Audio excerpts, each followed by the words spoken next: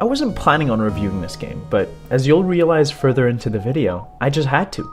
You're here to figure out one thing: should you play Faster Than Light? I'll go over the features of the game, give you my impressions, and let you know if it's worth your time and money. FTL is proof that Kickstarter works. Not just that it can fund projects, but that quality games can be made with public funding. This title was built by 2 people and an external sound guy, and they presented an almost finished product asking for a last little push to be able to release their game. The result is a space simulator designed to give you the feeling of being on the Enterprise or the Millennium Falcon.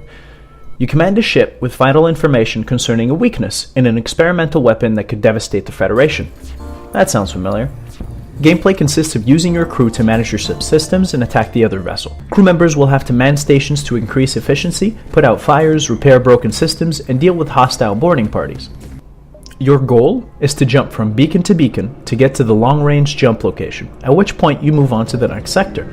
Arriving at each beacon will trigger a random event ranging from hostile pirates to space stations in distress, or even 2 ships attacking each other and asking you to pick a side. As you progress, you collect weapons and scrap, as well as additional crew members.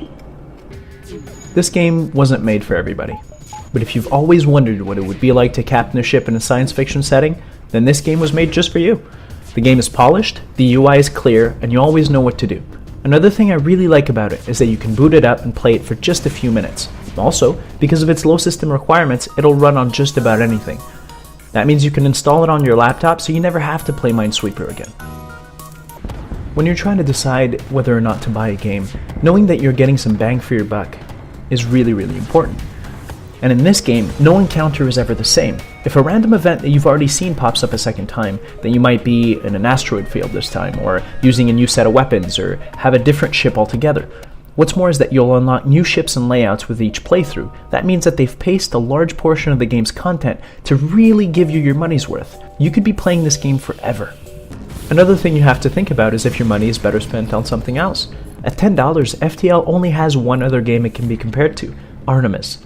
That game focuses on multiplayer, and is played via LAN, ideally with everybody in the same room. That means that Faster Than Light built something that didn't really exist at this scale before now. It's a unique experience. Should you play Faster Than Light? Definitely.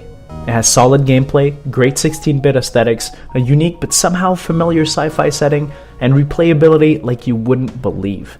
Its $10 price point lets you justify buying it, if only to truly understand how bad things are when you hear the phrase, "Shields are down!"